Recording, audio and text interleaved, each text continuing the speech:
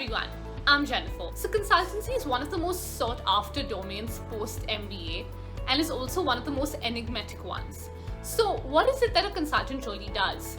What is the career progression like at a consultancy firm? Which are the top companies to work for as a consultant? What are the skills and qualifications required to become a consultant? Where does the glamour of being a consultant emanate from? All these questions and much more will be covered in this video today.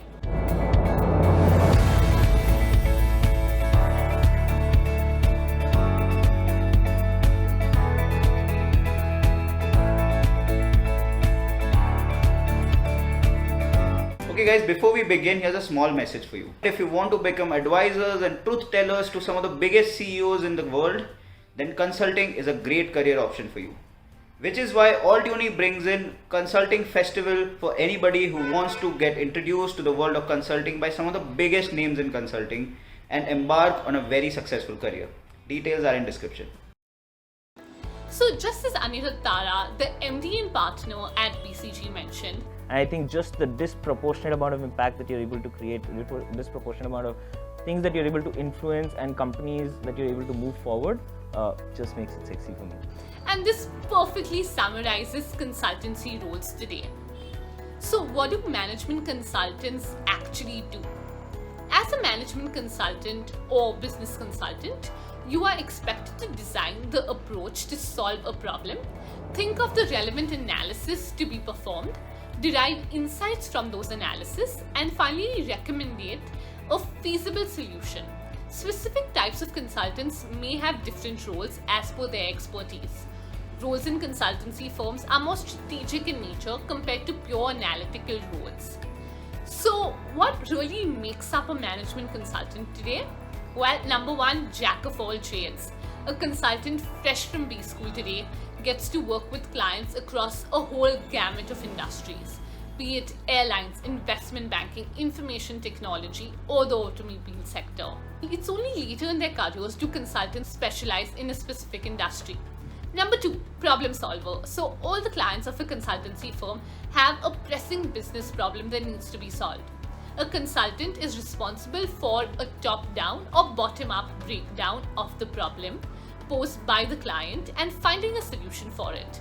Sometimes a consultant may have to identify the problem itself. Number three, number cruncher and strategist. So more often than not, solving a client's problem requires processing of large amounts of data and numbers. Understanding and solving a problem also requires a viable strategy.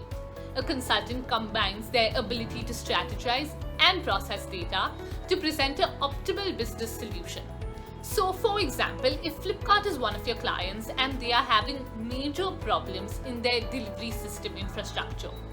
So as a consultant, you'll have to dive deeper into their delivery chain, find the loopholes and accordingly work with them to provide the best solutions. So Janat Talwar, a McKinsey PPO holder, talks about her initial days where she said, the actual work is very intense.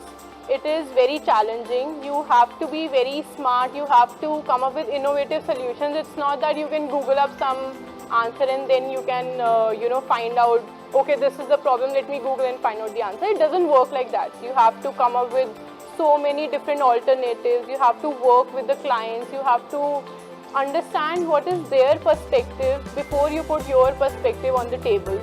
now once you enter consultancy, it's truly a different ballgame altogether. And this brings us to the career progression and roles in consultancy. So number one, business analyst roles. So a business analyst primarily performs analytical tasks and presents recommendations to seniors in the firm. This role is typically given to freshers. So number two, consultant role. A consultant or associate is involved in gathering data and is responsible for client engagement and problem solving. A consultant is also directly communicates with the senior client executives. Number three, engagement manager roles. So one typically gets promoted to this role after a period of 2 years. Here, you will be responsible for the overall management of a team of consultants and analysts and directing a project in accordance to the client's requirements. Number 4, associate principal role.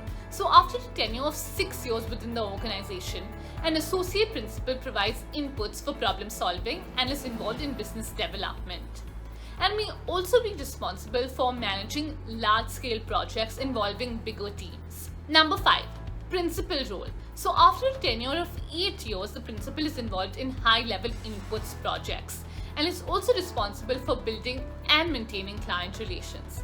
Number 6, senior partner roles. So after having worked for a good 10 to 15 years in the industry, one gets promoted to the role of a senior partner. Here, you will be responsible for providing direction and goals to the team. Senior partners are responsible for building and maintaining client relationships. And number 7, the managing director role. Finally, after having worked for 15 to 20 years in the industry, one becomes the managing director. The MD heads the consultancy firm and operational activities in a specific country and is responsible for providing client relationships. Consultancy jobs cover many different industries, and most consultancy firms follow a particular type of business sector. In your career as a consultant, you would be looking at one of these functional areas, strategy consulting. So the most glamorous of them all, strategy consulting, has become very popular because of elite firms such as McKinsey, Bain and BCG. These companies help big companies with even bigger problems such as market entry or exit, portfolio management, mergers and acquisitions, and much more. Next, the IT or technology consulting.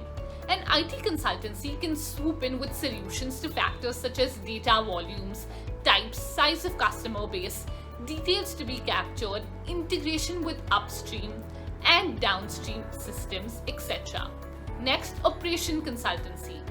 This type of consultancy mostly applies to manufacturing types of situations, like a firm wanting to reduce assembly line defects in a limited period at a limited cost. And next, marketing and sales consultancy.